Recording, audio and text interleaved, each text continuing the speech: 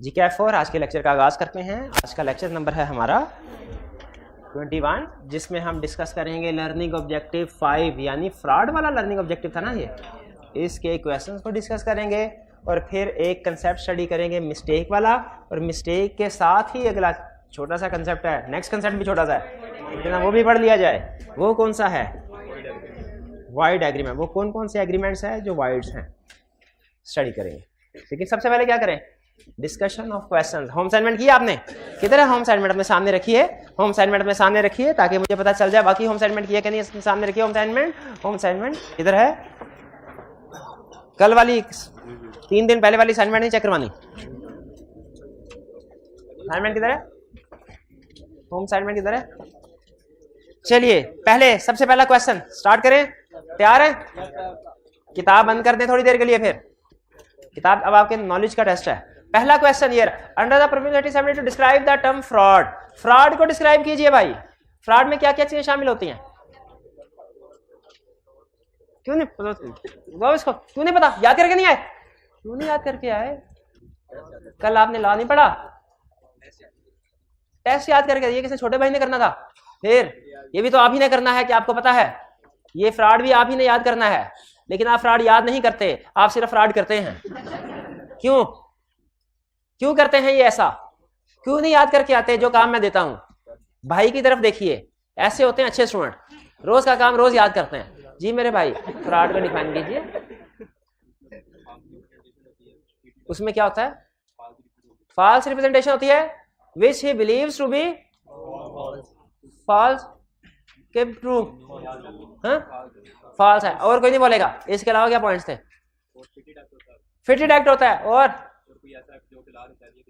Law निकाल दिया fraud है। और दो अहम पॉइंट जो केस स्टडी में टेस्ट करेगा वो तो बोले ही नहीं, active concealment of facts. Active concealment of facts. और तीसरा क्या है? एम्प्टी कह रहे हैं। Empty promise. शाबाश, एम्प्टी प्रॉमिस। तीनों ये फ्रॉड की डेफिनेशन में तीनों से शामिल थे। एम्प्टी प्रॉमिस किसे कहते हैं? खाली वादा, खाली खुली वादा करना, यानी पूरा करने की नियत ना होना, ऐसे वादे करते रहना। ये है फ्रॉड। ये क्या है? फ्रॉड। और जो बंदा ऐसा करे उसे क्या कहते हैं? फ्रॉड। ठीक है? कॉलेज में एडमिशन ले ले और पैसे देने का इरादा ही ना हो, चुपके से कभी इस दरवाजे से अंदर आगे, कभी उधर से आगे, कभी वो रोशनदान से आगे, कभी छत से लटक के आगे, क्लास में किसी ना किसी तरीके से पैसे ना देने पड़े। क्या है ये? फ्रॉड है। एम्प्टी प्रॉमिस इसी को कहते हैं ना, खाली वादा, without intention to pay. Next question 16, can I briefly discuss whether following agreements are caused by fraud. बताना है कि इन एग्रीमेंट्स में फ्रॉड हुआ कि नहीं। किन एग्रीमेंट्स में? पहला agreement, Azam sells to Babar locally manufactured goods representing them to be imported goods charging a higher price. अच्छा, इसमें क्वेश्चन में कहीं जगह पे लग रहा है कि उसे पता था कि ये लोकली मैन्युफैक्चर्ड है। हाँ, हायर प्राइस। हायर प्राइस किस वजह से चार्ज कर रहा है? इसी वजह से। तो ये जानबूझ, इसमें उसकी इंटेंशन टू डिसीव नजर आ रही है कि नहीं? आजम की हायर प्राइस से इंटेंशन टू डिसीव नजर आ रही है, तो ये फ्रॉड है, फॉल्स रिप्रेजेंटेशन। उसे पता था कि ये लोकली मैन्युफैक्चर्ड। बी, जिया वन लाइनर आंसर काफी है क्योंकि ये आईकैब की एग्जांपल्स हैं।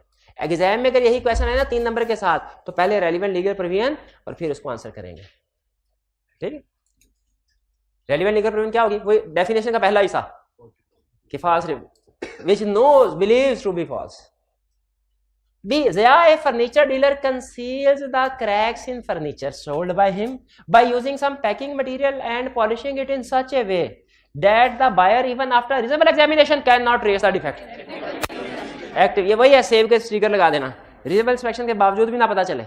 सेब पे स्टिकर लगा दिया, क्रैक फर्नीचर को पॉलिश कर दिया, क्रैक छुप गया, ये क्या है? क्या फ्रॉड है? यस, फ्रॉड है। ये दूसरा, बकरी का सिंग लगा दिए कि रीजनेबल इंस्पेक्शन के बावजूद भी नहीं। शाबाश, नहीं तजर्बा काम आ जाता है ना भाई के। बिल्कुल ठीक एग्जांपल है। नहीं तो जब वो सिंग लगा रहे थे आपने एतराज नहीं किया कि सिंग ना लगाओ, सिंग के बगैर भी। हाँ, एक टूटा होता है। हाँ बिल्कुल, बात का आंख में भी उन्होंने कुछ किया होता है, ऊँट। हाँ, मैंने भी कुआ देखा था। तो ये क्या है? ये सारी एग्जांपल्स क्या है? बकरी की एग्जांपल, ऊंट की एग्जांपल क्या है? Fraud. Buying goods under a contract of sale with an intention of not paying the price. अगर आप थोड़ा सा सोचे ना तो उसने बेसिकली फ्रॉड के तीनों पॉइंट्स के ऊपर एक एग्जांपल फिट कर दी।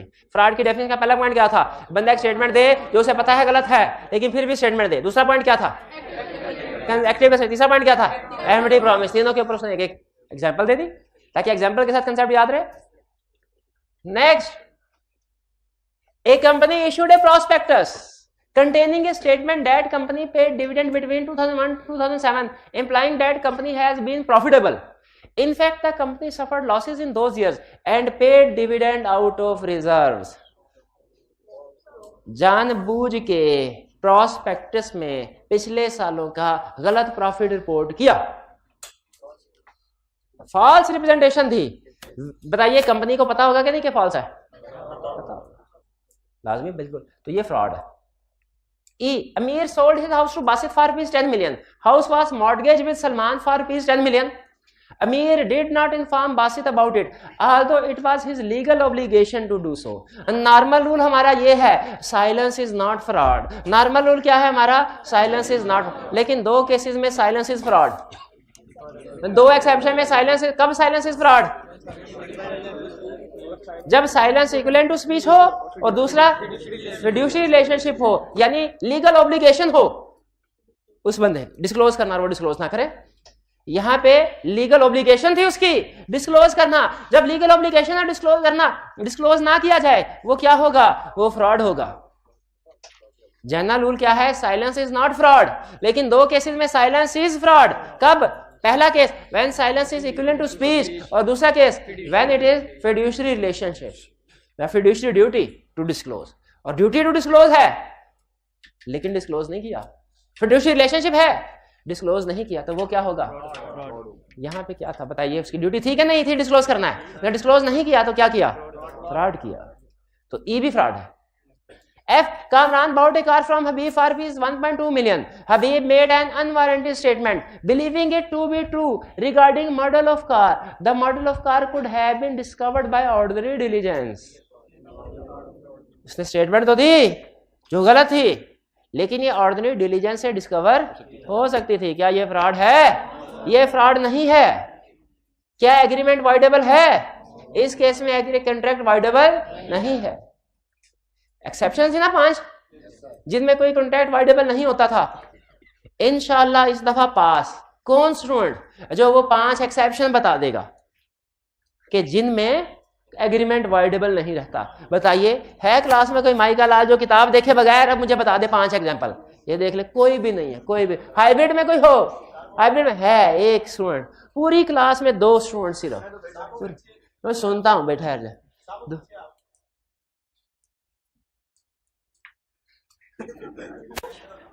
क्या कहना चाह रहे हैं?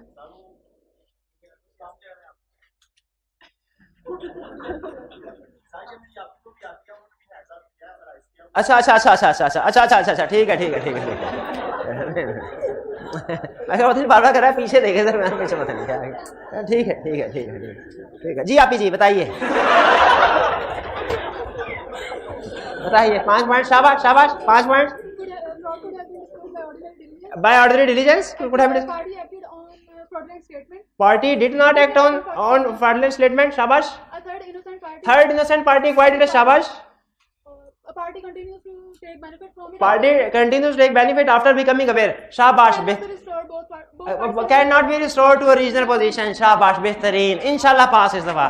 दूसरी दुआ हमारी 500%। शाबाश। ठीक है, तो उसमें एक ये भी थी ना, एक ये भी थी कि कुड हैव बीन डिस्कवर्ड। तो जब ऑर्डिनरी डिलीजेंस के साथ डिस्कवर हो सकता है तो फिर वो फ्रॉड नहीं रहता। क्लियर? चलिए आगे चलते हैं। नेक्स्ट जी, Amir sells by auction to Bano a horse which Amir knows to be unsound. अमीर को पता है घोड़ा पागल है। Amir says nothing to Bano about the horse unsoundness. Silence is not a fraud. ये तो उसको खरीदने वाले को देखना चाहिए था। ठीक है, तो ये इसमें फ्रॉड है क्या? इसमें फ्रॉड नहीं है। प्रीवियस वाले में भी फ्रॉड नहीं था। प्रीवियस वाली कौन सी एग्जांपल थी जिसमें ऑर्डिनरी डिलीजेंस से वो मॉडल ऑफ द कार जान सकता था? शाबाश। H, Amir sells by auction to Bano a horse which, अभी तो घोड़ा बेचा था उसको। अच्छा ये नहीं, कोई और है। ठीक है।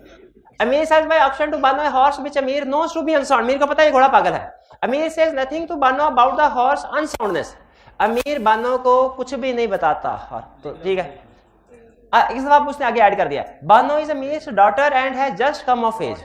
उसकी डॉटर है. ये फ्रॉड, क्योंकि ये फिड्यूशियरी रिलेशनशिप है. इसमें ड्यूटी होती है कि सारे फैक्ट्स को डिस्क्लोज करना है, चाहे दूसरी पार्टी पूछे ना पूछे. क्यों? फिड्यूशियरी ड्यूटी है. तो एच में फ्रॉड. जी इसलिए सब्जेक्ट मैटर खराब है तो बताना जरूरी नहीं है, कोई जरूरी नहीं है. ठीक है, आप चीज बेच रहे हैं, आप ये थोड़ी कह रहे हैं कि चीज ये कि मोबाइल खराब है, ये मोबाइल फर्ज कीजिए खराब है. अगर मैं इन्हें कहूं ना कि ये सही मोबाइल है, इसे खरीद ले, ये फ्रॉड है. लेकिन अगर मैं उसे कहूं ये मोबाइल है, खरीद ले, ठीक है, और ये चेकिंग के बगैर खरीद देते हालांकि खराब है, तो क्या ये मैंने फ्रॉड किया? नहीं, मैंने कोई स्टेटमेंट दी नहीं. मैंने इसने कहा सिर्फ मोबाइल है और मोबाइल है, ये मोबाइल है ये.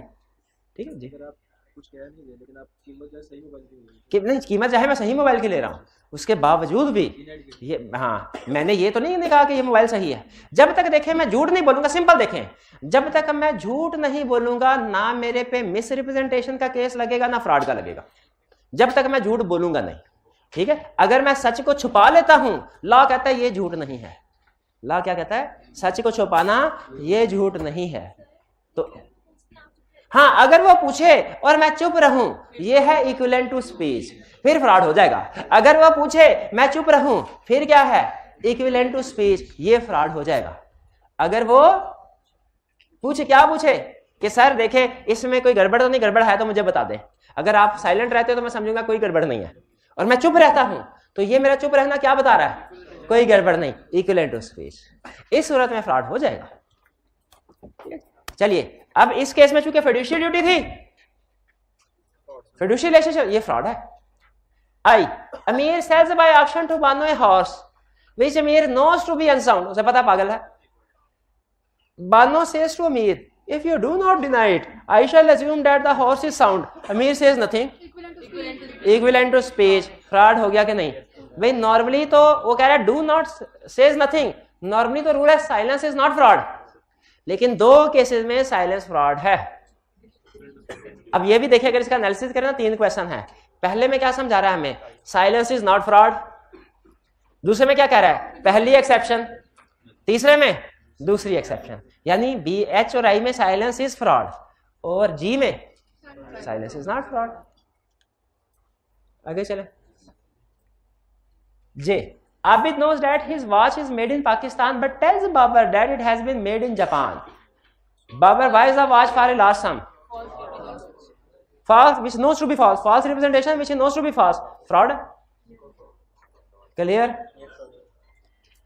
Next, briefly discuss whether agreed party can rescind the contract in following cases. बताना है आपने agreed party इन cases में contract को rescind कर सकती है कि नहीं. A.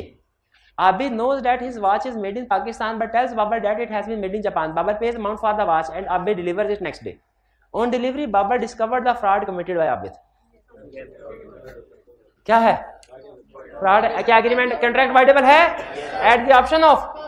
वाइडेबल के साथ हमेशा ये लिखना है किसकी ऑप्शन पे? Contract is voidable at the option of Babar. ये क्लियर है? B. Burhan Limited bought majority shares of Hussain Limited in order to gain control over new technological research being undertaken by Hussain Limited, and also hired a consultant who gave report on financial performance of Hussain Limited. But this report was not considered while making decision to buy shares. Later, Burhan Limited discovered that report on financial performance contained some errors, not intentional by the consultant.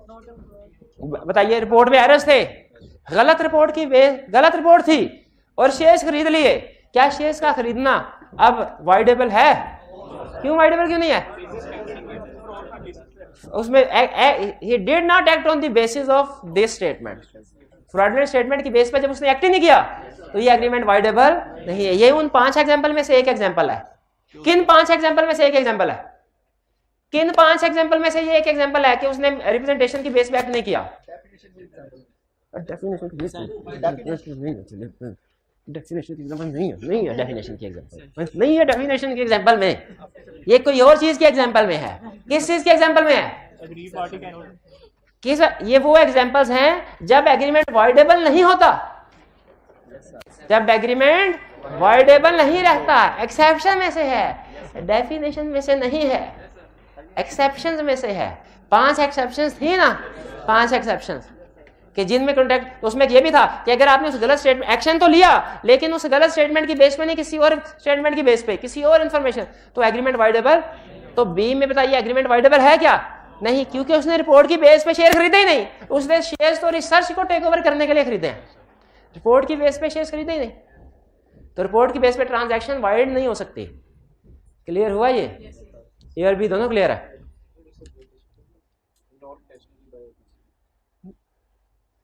मिस्र पूछा क्या उसने, resend कर सकता है कि नहीं? तो रिसेंड नहीं कर सकता। हाँ, हम यहाँ पे देखें फ्रॉड क्या स्टूडेंट कह रहे हैं सर ये नॉट इंटेंशनली लिखा हुआ है, तो ये तो मिस रिप्रेजेंटेशन बन रहा है। तो अगर मिस रिप्रेजेंटेशन बन रहा है तभी तो सेम रूल आएगा। आप कहते हैं ना फ्रॉड और मिस रिप्रेजेंटेशन के आंसर मिलते जुलते हैं, तो इससे हमारे आंसर पे तो फर्क नहीं पड़ेगा। अगर इसको फ्रॉड की बजाय मिस रिप्रेजेंटेशन कर भी ले, हमारे आंसर पे कोई फर्क नहीं पड़ेगा। आंसर क्या स्टिल होगा? Not voidable. See, Anam Limited bought majority shares of Sanam Limited on the basis of financial statement which are materially misstated. After discovering the, अब यहां तक देखें, फ्रॉड है, कॉन्ट्रैक्ट वाइडेबल है। After discovering the fraud, Anam Limited transferred high value properties of Sanam Limited to itself on low prices to cut its losses. हाँ, obtained benefits after becoming aware. After becoming aware, जब उसने properties अपने आप को transfer कर ली तो benefit लिया कि नहीं लिया? तो ये फिर एग्रीमेंट वाइडेबल रहा? क्यों नहीं रहा? क्योंकि जानने के बाद भी बेनिफिट्स एक्वायर किए। Next D, Ahmad sold certain goods to Umar by fraud. Umar sold the same to Ali who acquired in good faith and for consideration. Discussion हुई थी ना, good faith for consideration. Innocent third party, जो party in good faith for consideration कोई चीज हासिल करती है वो कौन है? Innocent third party. Later Umar discovered the fraud, बाद में उमर को फ्रॉड पता चला। अब देखें, उमर के साथ फ्रॉड हुआ लेकिन उमर ने आगे चीजें अली को बेच दी, बाद में उमर को पता चला मेरे साथ फ्रॉड हुआ था। क्या उमर अब ये एग्रीमेंट जो अहमद के साथ हुआ है रिसेंड कर सकता है? क्यों नहीं कर सकता? क्योंकि आगे थर्ड पार्टी ने इंटरेस्ट एक्वायर कर लिया, थर्ड पार्टी ने इंटरेस्ट एक्वायर कर लिया। D clear? E. Ahmed sold wheat of certain quality to Hassan by fraud, which Hassan and his family consumed. Later, Hassan discovered the fraud regarding quality of wheat. Parties cannot be restored to original position. ये इन सब case में उसने basically आपको example ही बताई है जब contract resend नहीं हो सकता। ये कौन सी एग्जांपल थी? Parties can not be restored to original position. ये कौन सी एक्सेप्शन थी? Third acquired interest. ये कौन सी एग्जांपल एक्सेप्शन थी? Acquired benefits after becoming aware. ठीक है, और ये कौन सी एक्सेप्शन थी? कौन सी? Did not act on the basis of financial. F. Abid knows that his watch is made in Pakistan but tells Babar that it has made in Japan. Babar pays amount for the watch and Abid delivers next day. Babar committed one of his client Arslan a made in Japan watch based on contract with Abid. On delivery, Babar discovered the fraud committed by Abid. What course of action is available to Babar? जब अरसलान, बाबर ने तो आबिद से घड़ी ले ली बगैर देखे check किए, लेकिन जब बाबर अरसलान को बेचने गया, अरसलान ने घड़ी को चेक किया, पता चला ये तो 2 नंबर है घड़ी है। तो अब क्या एक्शन, कोर्स ऑफ एक्शन मौजूद है बाबर के पास? वाइडेबल है और डैमेजेस क्लेम। याद रखें ये घड़ी आगे थर्ड पार्टी को ट्रांसफर नहीं हुई, अभी उसने खरीदी नहीं है, उसने एग्जामिन किया, एग्जामिन करने से पता चल गया तो इसने अभी थर्ड पार्टी ने इंटरेस्ट एक्वायर नहीं किया, इसीलिए ये voidable at the option of aggrieved party है, यानी ये voidable at the option of Babar है। समझ आई बात? अगला क्वेश्चन कराना। Mughal and Daud are trading in rice. Daud entered into a contract with Mughal for the purchase of 50 tons of rice. Daud had private information of change in price which would have affected Mughal's willingness to enter into a contract. ठीक है? When Mughal through his own resources came to know about the price, he accused Daud of fraud and repudiated का मतलब cancelled, rescinded the contract. Under the provisions of Company Act 1870 to explain whether Mughal is justified in repudiating the contract. अगर एक party को पता है कि अगले महीने राइस की प्राइसेस कम होने वाली हैं, लेकिन दूसरी पार्टी 50 टन राइस खरीदने आई, हम उसको नहीं बताते कि महीना ठहर जो अगले महीने प्राइसेस कम हो जाएंगी। हम अगर नहीं बताते, रिकॉर्डिंग चल रही है ना, हम अगर नहीं बताते कि अगले महीने प्राइसेस कम हो जाएगी, थोड़ा इंतजार कर लो, और वो पार्टी हमसे अभी कॉन्ट्रैक्ट कर लेती है हाई प्राइस पे। क्या हमने फ्रॉड किया? हमने फ्रॉड नहीं किया। क्यों फ्रॉड नहीं किया भला? Silence is not a fraud, silence is not a fraud. लेकिन वो भाई मुझे बताएंगे, 2 एग्जांपल देंगे, ऐसी एग्जांपल देंगे जिनमें साबित हो होगा साइलेंस फ्रॉड है। जी भाई बताइए कौन सी एग्जांपल्स है जिनमें साइलेंस फ्रॉड है? When silence is equivalent to speech or when there is fiduciary relationship or duty to disclose. 18 समझ आ गया क्वेश्चन? क्वेश्चन नंबर 18 में कोई प्रॉब्लम तो नहीं मुगल एंड दाऊद वाले में? आगे चलते हैं।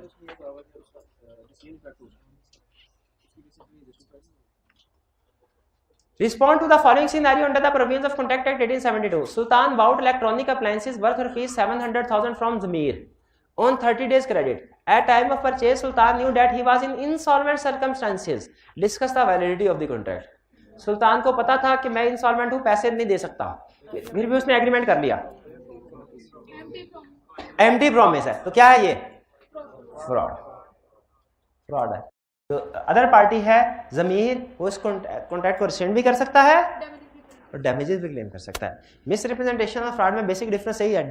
मिस रिप्रेजेंटेशन में डैमेजेस क्लेम नॉर्मली नहीं होते, फ्रॉड के केस में नॉर्मली डैमेजेस क्लेम होते हैं।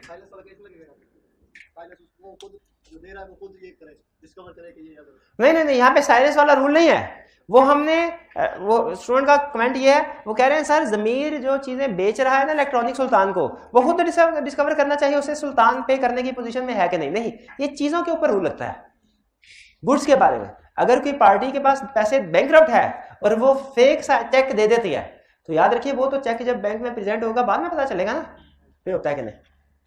तो ये फ्रॉड का केस है कि नहीं? फ्रॉड का केस है।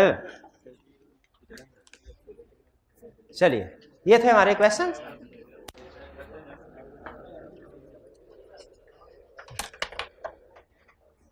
चलिए अब हमने क्या करना है?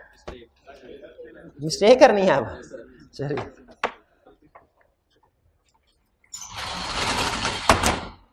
दो कंसेप्ट। अच्छा, मिस्टेक में जो जैसे मैं आपको कहूं आपने उसे वैसे ही करना है। मिस्टेक को समझने की जरूरत नहीं है। जैसे आपको पढ़ा रहा हूं, आपने 5 मिनट के अंदर इसका रट्टा लगाना है और खत्म। क्या कहा? मिस्टेक को समझने की जरूरत। इसको जितना ज्यादा समझेंगे उतना ही मुश्किल में पड़ेंगे। असल में तो ये मिस्टेक होनी ही नहीं चाहिए थी, ये होना ही नहीं चाहिए था टॉपिक हमारे सिलेबस। इसलिए कि जो भी केस स्टडीज मिस्टेक की बेस पे सॉल्व हो रही होती है ना, वो किसी ना किसी और बेस पे भी सॉल्व हो रही होती है। तो आप परेशान हो जाते हैं, सर मिस्टेक में ये कह रहा है लेकिन हमने उस जगह पे ये एग्जांपल पढ़ी थी, वहां पे तो ये कह रहा था। ठीक है, ज्यादातर चीजें सेम है, डुप्लीकेट हो रही हैं, इक्का दुक्का चीजों पे थोड़ा सा कन्फ्लिक्ट आता है। तो इसको आपने थ्योरी के पॉइंट ऑफ व्यू से याद करना है, केस स्टडी के पॉइंट ऑफ व्यू से नहीं याद करना। थ्योरी के पॉइंट ऑफ व्यू से कि एग्जाम में थ्योरी का क्वेश्चन पूछेगा तो आपने इसको कैसे प्रोड्यूस करना है। बाकी के fraud, miss representation, coercion, undue influence, ये केस स्टडी के पॉइंट ऑफ व्यू से भी याद करना है, थ्योरी के पॉइंट ऑफ व्यू से भी। लेकिन मिस्टेक को क्या करना है? सिर्फ और सिर्फ थ्योरेटिकल पॉइंट ऑफ व्यू से याद करना है। ठीक है। मिस्टेक कितनी तरह की होती है? 2 तरह की, mistake of fact, mistake of law. Mistake of fact और mistake of law. Mistake of fact क्या है कि भाईजान के पास किताब है, मैं समझ रहा हूं MBA की है, ये असल में CA की किताब है और मैंने इसे MBA की किताब समझते हुए खरीद लिया। ये क्या है? Mistake of fact. ये क्या है? Mistake of fact. Mistake of law क्या है कि मैं भाईजान के साथ एग्रीमेंट कर लूं कि भाईजान मैं मैक्सिको से आया हूं, उधर शाम होती है ना तो लोग बैठ जाते हैं चौक में और चर्च पीना शुरू हो जाते हैं, बड़ा मजा आता है उधर। तो भाईजान मैं चाहता हूँ, यहाँ पाकिस्तान में पहली दफा आया हूँ, यहाँ पे मेरे कुछ दोस्त है, मैं चाहता हूँ इसी तरह का जरा माहौल क्रिएट हो, तो चौक में बैठ के ना आज चर्च पियेंगे शाम। एग्रीमेंट कर लिया, इसके साथ एग्रीमेंट कर लिया। लेकिन एग्रीमेंट किस, अच्छा किया, चर्च क्या है मुझे भी पता है, चर्च क्या है इसको भी पता है। मिस्टेक ऑफ फैक्ट नहीं है, लेकिन मुझे ये नहीं पता कि पाकिस्तान में चर्च के डील करना इलीगल है। ये कौन सी मिस्टेक है? Mistake of law. तो मिस्टेक ऑफ फैक्ट कुछ और चीज है, मिस्टेक ऑफ लॉ कुछ और चीज है। ठीक है। इंडिया से आया है, इंडिया में रूल ये था कि जब आपने डेट किसी को पे किया, पैसे उधार दिया है, तो आप 2 साल के अंदर अंदर रिकवर करवा सकते हैं, 2 साल के बाद रिकवर नहीं करवा सकते। पाकिस्तान में जब मैं आया था मैं यही समझ रहा था यहां पे भी 2 साल का रूल होगा, हालांकि यहां पे लिमिटेशन लॉ में टाइम बार डेट के लिए 3 साल का पीरियड है, लेकिन मैं 2 साल समझ रहा था। जैसे ही 2.5 साल गुजरे मैं अफसोस करने बैठ गया, मैंने कहा ओहो टाइम में निकल गया, अगर 2 साल से पहले पहले मुझे याद आ जाता मैं इसे पैसे रिकवर कर लेता। ये क्या है? Mistake of fact, mistake of law, mistake of law. लेकिन अगर इनके पास 2 गाड़ियां हैं, मैं समझ रहा हूं व्हाइट गाड़ी बाय कर रहा हूं, ये असल में ब्लैक गाड़ी सेल कर रहे हैं, ये कौन सी मिस्टेक है? Mistake of. तो इसका मतलब है चीज के बारे में अगर कोई मिस्टेक हो, उसकी क्वांटिटी, उसकी क्वालिटी वगैरह के बारे में, तो उसे हम क्या कहेंगे? Mistake of fact. और अगर किसी मुल्क के लीगल रिक्वायरमेंट्स के बारे में कोई मिसअंडरस्टैंडिंग हो, किसी मुल्क के लॉ के बारे में, लीगल रिक्वायरमेंट के बारे में, उसे क्या कहेंगे? Mistake of law. भैया समझ आ गया? मिस्टेक ऑफ फैक्ट और मिस्टेक ऑफ लॉ में फर्क समझ आया कि नहीं? आगे चलें। मिस्टेक ऑफ फैक्ट का क्या रूल है? यूनिलैटरल है तो वैलिड है, बाइलैटरल है तो वाइड है। यूनिलैटरल है तो वैलिड है, बाइलैटरल है तो वाइड है। यूनिलैटरल का मतलब क्या होता है? एक पार्टी मिसअंडरस्टैंडिंग का शिकार हो, और बाइलैटरल का मतलब क्या है? दोनों पार्टी मिसअंडरस्टैंडिंग का शिकार हो। ठीक है? ये भाईजान फर्ज कीजिए किसी दुकान पे बैठे हैं, पुरानी दुकान एंटीक्स की, वहां पे मुझे एक तलवार नजर आई। मैंने कहा ये तलवार तो मुझे लगता है शाहजहां की तलवार है। ये तलवार किसकी? शाहजहां की तलवार है। अच्छा, इन्होंने कहा कुछ नहीं है, लेकिन इनको पता है ये शाहजहां की नहीं है, ये शहबाज साहब कल बेच गए थे इनको, शाहजहां के नहीं। लेकिन मैं ये समझ के इनसे हाई प्राइस पे तलवार खरीद लेता हूं, बादशाह की तलवार है। ये एक मिस्टेक ऑफ फैक्ट है कि मिस्टेक ऑफ लॉ? यूनिलैटरल के बाइलैटरल। बाद में घर जाके मुझे पता चला कि ये तो शहबाज साहब की तलवार है, तो मैं इन्हें वापस कर सकता हूं, एग्रीमेंट कैंसिल कर सकता हूं? नहीं। यूनिलैटरल मिस्टेक ऑफ फैक्ट का रूल है unilateral valid, bilateral wide. Unilateral valid, bilateral wide. ठीक है? अच्छा, अगर फर्ज कीजिए मैं भी समझ रहा हूं बादशाह शाहजहां की तलवार है, ये भी समझ रहा है बादशाह शाहजहां की तलवार है, और मैंने कहा ये बादशाह साहब की तलवार है, मैंने कहा हाँ बादशाह साहब की तलवार है, और मुझे बादशाह साहब की तलवार कह के दे दी। घर जाके पता चला ये तो शहबाज साहब की तलवार है। अब बताइए ये यूनिलैटरल, ये मिस्टेक ऑफ फैक्ट के मिस्टेक ऑफ लॉ?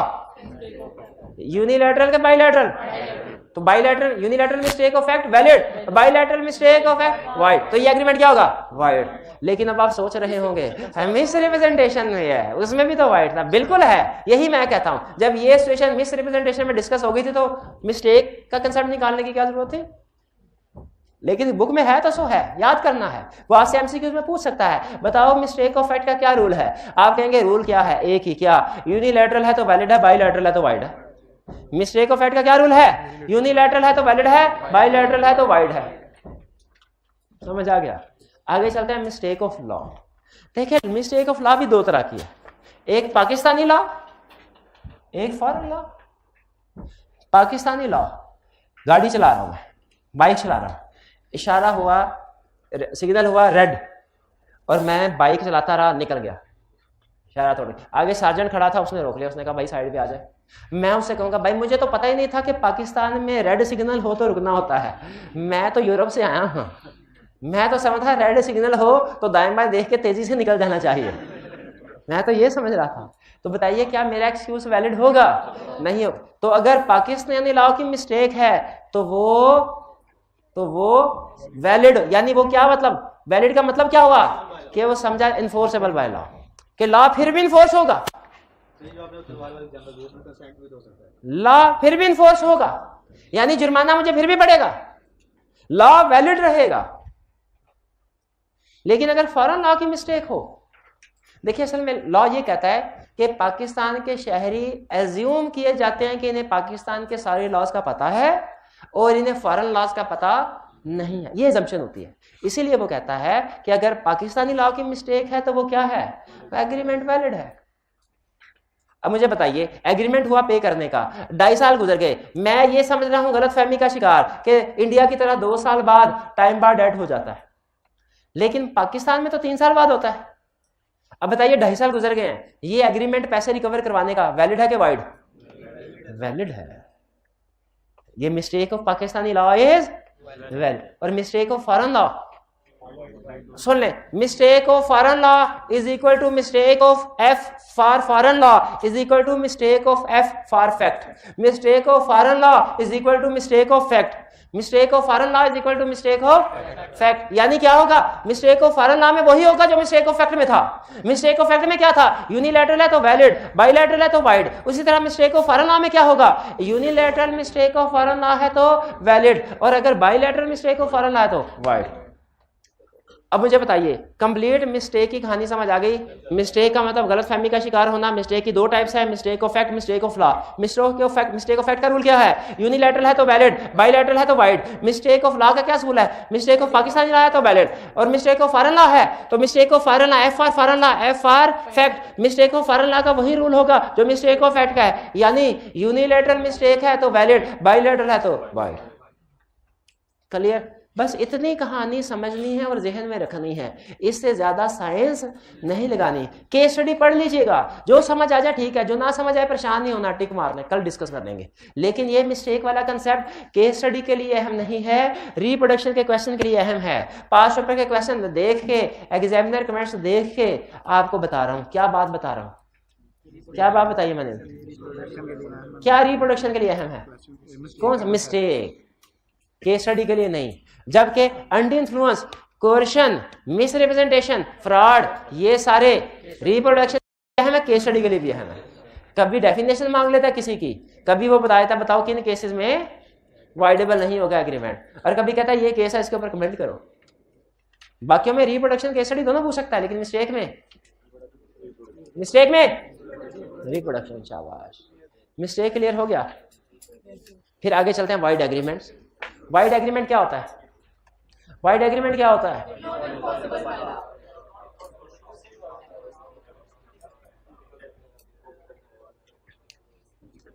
वैसे हम डिफरेंट प्लेसेस पे पढ़ चुके हैं ये एग्रीमेंट वाइड है। थोड़ा सा आगे चले हमने कहा ये एग्रीमेंट भी वाइड है, थोड़ा सा आगे चले हमने कहा ये एग्रीमेंट भी, लेकिन अब सारे वाइड एग्रीमेंट्स को उसने एक जगह पे इकट्ठा कर दिया। सारे वाइड एग्रीमेंट्स को एक जगह पे, पहली एग्जांपल, अनसर्टेन एग्रीमेंट्स वाइड होते हैं। मैंने समझाया हुआ क्या, अनसर्टेन एग्रीमेंट समझाया मैंने, एग्जांपल दीजिए अनसर्टेन एग्रीमेंट की। ब्लैक है, वाइट है, मैंने क्या कोई गाड़ी सेल करनी है, पता नहीं है कौन सी करनी है, वो अनसर्टन है। यानी मैं कोई और गाड़ी सेल कर रहा हूं, दूसरा बंदा अपनी तरफ से कोई और गाड़ी बाय कर रहा है, अनसर्टन है। अनसर्टन की और एग्जांपल दीजिए सर। जिस तरह आपने वो की थी गोदाम वाली, कि आपके पास गोदाम पड़े हैं तो आपने कहा गोदाम सेल करना है, गोदाम सेल करना है। सर उसने समझा मैं बादाम सेल कर रहा हूँ। नहीं, उसके अंदर जो गंदम पड़ी है आपके पास, तो उसने समझा कि आप कोई और, यानी कि किसी और स्टॉक की आपने गंदम सेल करनी है, लेकिन आपने किसी और स्टॉक। हाँ, डिफरेंट, जिस तरह गाड़ियों के डिफरेंट मॉडल होते हैं उसी तरह चीज़ों के भी होते हैं, चावलों के भी होते हैं। कौन कौन से मॉडल होते हैं चावलों के, कौन कौन से? घर वालों ने कभी भेजा नहीं चावल लेने के लिए, कर्नल चावल लाओ, बासमती लाओ, सेला चावल लाओ, और कौन से होते हैं, टोटा चावल लाओ, ये होते हैं, बिल्कुल। हाँ, इस तरह बहुत से। तो हम 4-5 चावलों की किस्मों में डील कर रहे हैं। अब बंदा आया, उसने कहा जी मुझे 10 मन चावल दे दो, तो ये क्या है, क्योंकि पता नहीं है कि कौन से टाइप देने हैं। लेकिन अगर एक ही तरह के चावल में डील कर रहे हो तो फिर अनसर्टेनिटी नहीं होगी। शाबाश, बेहतरीन, बिल्कुल भाई को याद एग्जांपल। अनसर्टेन एग्रीमेंट क्लियर हो गया, ये वाइड होते हैं। फिर इलीगल एग्रीमेंट्स, सुपारी दी किसी को, सुपारी वो रसीली सुपारी नहीं, वो वाली नहीं खाने वाली, दूसरी सुपारी, मारने वाली सुपारी, तो ये भी क्या है, इलीगल है। कोई ऐसी चीज जिसकी ट्रेड पे गवर्नमेंट ने बैन लगाया हो, गवर्नमेंट ने, वो क्या है, इलीगल। आपको पता है पाकिस्तान में दुनिया का वो कौन सा मुल्क है जिससे कोई चीज ना पाकिस्तान में आ सकती है ना पाकिस्तान से उधर जा सकती है? हाँ, इस तरह। तो अगर कोई एग्रीमेंट किया जाए इसराइल के ट्रेडर के साथ तो वो क्या होगा, इलीगल एग्रीमेंट होगा, इलीगल एग्रीमेंट होगा, ठीक है, जिसकी ला इजाजत नहीं देता। ये भी वर्ड इम्पॉसिबल एग्रीमेंट्स, मरे को जिंदा करेंगे, उड़ के दिखाएंगे, बिल्कुल गायब होके दिखाएंगे। गायब होके दिखाया जा सकता है, वैसे किसी को पैसे देना फौरन गायब हो जाता है, फिर सारी उम्र नहीं नजर आता। अच्छा, इलीगल और इम्पॉसिबल में एक खास बात बताऊं आपको। अगर एक्ट स्टार्ट में, बाज़ औक़ात ऐसा होता है कि एक्ट स्टार्ट से ही इलीगल या इम्पॉसिबल होता है, वो स्टार्ट से ही एग्रीमेंट वॉइड हो गया। बाज़ औक़ात ऐसा होता है कि स्टार्ट में वैलिड होता है एक्ट, सब्सीक्वेंटली वो इलीगल या इम्पॉसिबल हो जाता है। अगर कोई एक्ट सब्सीक्वेंटली इलीगल या इम्पॉसिबल हो जाए तो उससे भी कॉन्ट्रैक्ट वॉइड हो जाता है। याद रखिए, इम्पॉसिबिलिटी या illegality at time of contract भी हो सकती है, सब्सीक्वेंट भी हो सकती है। Illegality, impossibility at time of contract भी हो सकती है, सब्सीक्वेंट टू कॉन्ट्रैक्ट भी हो सकती है। जो सब्सीक्वेंट होती है उसे कहते हैं सुपरवीनिंग। क्या कहते हैं? सुपरवीनिंग। तो इम्पॉसिबिलिटी अगर स्टार्ट में है तो एग्रीमेंट वॉइड, और अगर स्टार्ट में वैलिड है, एग्रीमेंट के बाद वाइड हुई, तो फिर वो वाइड कॉन्ट्रैक्ट हो जाएगा। Wide contract. तो एग्री करते हैं इसी से कि इलीगल हो तो भी वाइड, इम्पॉसिबल हो तो भी वाइड, चाहे स्टार्ट में है चाहे बाद में है। इलीगल हो तो भी वाइड, इम्पॉसिबल हो तो भी वाइड, चाहे स्टार्ट में हो चाहे बाद में हो, चाहे स्टार्ट में हो चाहे बाद में हो, वाइड हो जाएगा। आगे चलते हैं। Agreement with incompetent person. Incompetent person कौन है? Minor, person of unsound mind, person disqualified वाला, इनके साथ एग्रीमेंट करेंगे वो क्या होंगे? वाइड। अगर दो हरफी बात करें तो कहेंगे वाइड एग्रीमेंट। अगर डिटेल में बात करें तो इसमें से डिफरेंट कंसेप्ट्स निकलते हैं, कहानी में ट्विस्ट निकलते हैं। अगर कोई दो हरफी हमसे पूछे बताओ एग्रीमेंट विद माइनर का स्टेटस क्या है, हम कहेंगे वाइड। और अगर कहे तफसील से बताओ तो हम कहेंगे लो वाइड अगेंस्ट हिम, लेकिन वो खुद इन्फोर्स कर सकता है। अब माइनर पार्टनर नहीं बन सकता, एडमिट इनटू बेनिफिशियल पार्टनरशिप हो सकता है। माइनर प्रिंसिपल नहीं हो सकता, एजेंट हो सकता है। माइनर को लेकिन नेसेसिटीज ऑफ गुड सप्लाई करें तो उससे रीजनेबल प्राइस रिकवर करवाई जा सकती है। हाँ, जो माइनर के फादर या गार्डियन है वो माइनर के बिहाफ पे उसकी वेलफेयर के एग्रीमेंट करे, उसको इन्फोर्स करवाया जा सकता है। हाँ, माइनर के ऊपर रूल ऑफ एस्टॉपेल अप्लाई नहीं होता, रेटिफिकेशन भी नहीं अप्लाई होती। ये ट्विस्ट है। ये तो डिटेल में कहानी है ना, डिटेल में। लेकिन अगर कोई दो हरफी बात पूछे एमसीक्यूज में, बताओ एग्रीमेंट विद माइनर का क्या स्टेटस है, तो हम लंबी चौड़ी कहानी कि इस तरह का एग्रीमेंट है तो ये इस तरह का, नहीं, दो हरफी बात क्या, वाइड है।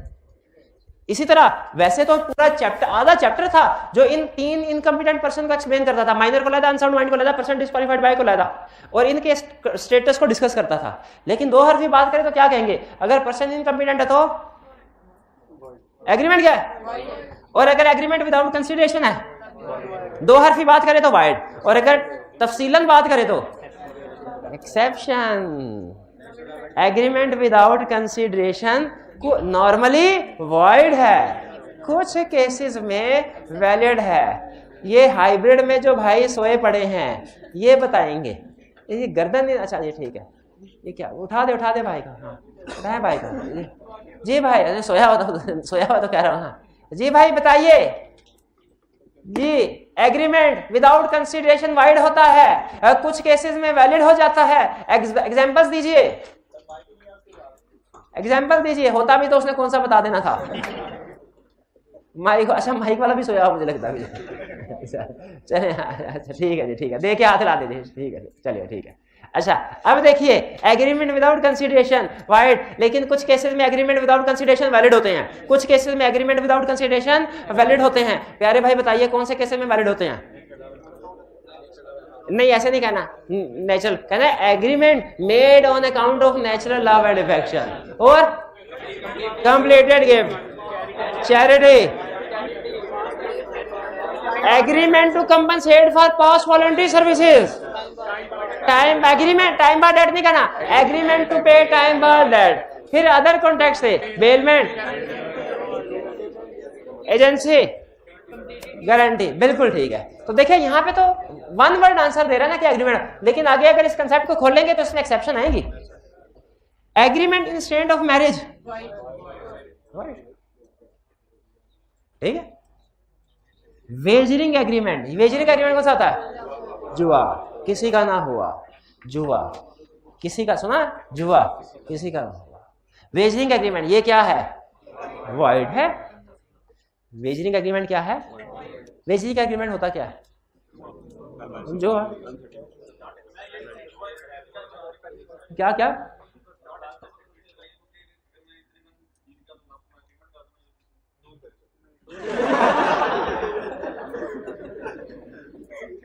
नहीं, सही कह रहे होंगे, सही कह रहे होंगे। Agreement in state of trade is void, क्योंकि लॉ कहता है हर शहरी को कोई भी लॉफुल प्रोफेशन अडॉप्ट करने की इजाजत है। अगर आप किसी पे पाबंदी लगाते हो कि बाकी जो मर्जी कर लो, ये काम ना करना, तो वो एग्रीमेंट क्या है? वॉइड। एग्जाम्पल, 2 एग्जाम्पल बताई थी आपको इसकी, एक सही एग्जाम्पल थी, एक गलत एग्जाम्पल थी। अच्छा, अगर हम मार्केट में काम कर रहे हैं, साथ में दुकान वाले को कहे ये लो 1 लाख रुपया और निकलो इस मार्केट से, आइंदा कभी इस मार्केट में काम करने ना आना, ये agreement in state of trade है, यानी पैसे देके उसको मार्केट से निकालना, ठीक है। और अगर हम उसका बिजनेस खरीद लें, दुकान ही खरीद लें, फिर क्या होगा ये कभी पढ़ेंगे, लेकिन फिलहाल agreement in state of trade is void. और agreement in state of legal proceedings, ये तो मैंने कई जगह एग्जांपल दिया, 2 पार्टी से एग्रीमेंट हुआ, उसमें लिखा हुआ है अगर डिस्प्यूट राइज हुआ तो कोई भी पार्टी दूसरी के खिलाफ लीगल एक्शन नहीं ले सकेगी। ये एग्रीमेंट क्या है? यानी अगर कॉन्ट्रैक्ट में लिखा हुआ है लीगल एक्शन नहीं ले सकती, उसके बावजूद भी लीगल एक्शन ले सकती है? नहीं, वाकई ऐसा क्या? लेकिन तय पाया दोनों पार्टीज का कि कोई एक दूसरे के खिलाफ लीगल एक्शन नहीं लेगी, या फिर भी लीगल एक्शन ले सकते? यस, क्यों? क्योंकि agreement in state of legal proceedings void. भाई क्लियर हो गया? सारी एग्जांपल कुछ समझ आई? आज की होम असाइनमेंट क्या है? लर्निंग ऑब्जेक्टिव 5 और 6, नहीं 6 और 7, इसके क्वेश्चन आपने पढ़ने हैं। 7 के खास तौर पे, 6 के कोई टेंशन नहीं लेनी, मिस्टेक वाले हैं, वो वैसे ही केस स्टडी नहीं पूछता, लेकिन इंटरेस्ट के लिए पढ़ लीजिएगा। कोई क्वेश्चन पूछना चाहते हो पूछ लें, कोई क्वेश्चन नहीं है? कोई जी? पेरेंटल राइट्स वाला सवाल पूछिए, वो वाइड एग्रीमेंट है, जिसमें agreement in state of parental rights, वो भी वाइड है। वालिदैन को मना करना कि अपने बच्चों से नहीं मिलेंगे, वाइड है, वाइड है, लिखा नहीं हुआ, वो भी लिख लें, वो भी लिख लें। Agreement in state of parental rights कह रहे हैं सर, वो नहीं लिखा हुआ, लिख लें वो भी, मुझे तो कोई इतराज नहीं है जी। Agreement in state of marriage लिखा हुआ है, हाँ एक्सेप्शन, हाँ एक्सेप्शन ऑफ माइनर, यानी अगर माइनर के साथ agreement in state of marriage लिखा हो तो वो क्या होगा? वैलिड होगा। माइनर की मैरिज का तो लाभ, आप पढ़ रहे होंगे आजकल वो टीवी पे क्या केस चल रहा, वो पबजी पे कुछ कुछ, हाँ, तो वो जो वालदा बेचारी वो जो रो रही है, वो क्या कह रही है कि बच्चे की उम्र 14 साल है, इसका तो कोई कानून इजाजत नहीं देता इसके निकाह की। तो इसीलिए किस वजह से? इसी वजह से कि माइनर को कहता है लॉ कि इसके साथ अगर agreement in state of marriage, वो वैलिड है, वैलिड है, लेकिन जो मेजर हो जाए कोई, उसके साथ agreement in state of marriage wide है। क्लियर हो गया भाई? माइनर वाली बात समझ आ गई? Exception of minor. और कोई क्वेश्चन? चलिए आज का लेक्चर यहाँ पे खत्म करते हैं। अल्लाह हाफिज।